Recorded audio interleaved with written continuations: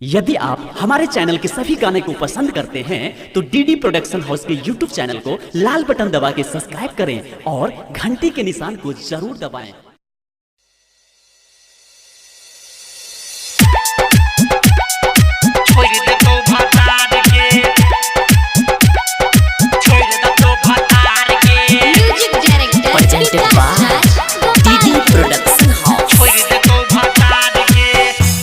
के बहाना जाय छै नैहर बार बार गे के बहाना जाय छै नैहर बार बार गे नया नया शादी भेलो छोड़ देतो भतार गे नया नया शादी भेलो छोड़ देतो भतार गे मैं बाप तोहर छोरी पीट तो कपार गे मैं बाप तोहर छोरी पीट तो कपार गे नया नया शादी भेलो छोड़ देतो भतार गे नया नया भेलो छोड़ दतो भतार गे नया नया शादी भेलो छोड़ दतो भतार गे छोड़ दतो भतार गे छोड़ दतो भतार गे म्यूजिक डायरेक्टर विकास राज गोपालपुर छोड़ दतो भतार गे ससुरा में खूबे छोरी करै छै नखरा यार बात चुमा लके बनबै छौ जतरा ससुरा में खूबे छोरी करै छै नखरा यार बात चुमा लके बनबै छौ जतरा सैया के जिंदगी छोरी करै छै बेकार गे सैया के जिंदगी छोरी करै छै बेकार गे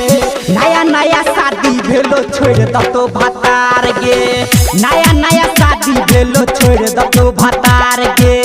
नया नया शादी भेलो छोड़ दतो भतार गे छोड़ दतो भतार गे छोड़ दतो भतार गे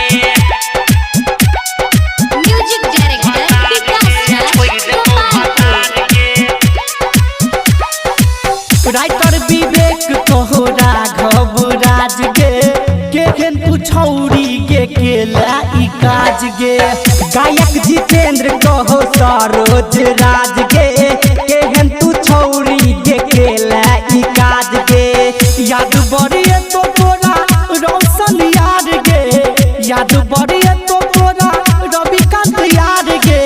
नया नया शादी भेलो छोड़ दतो भतार गे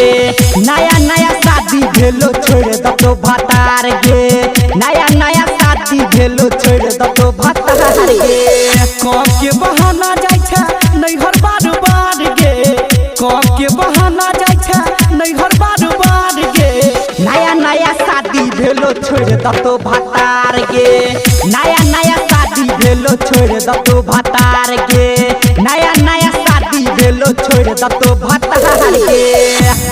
recording by DD production house Sakri 97 084 45 722।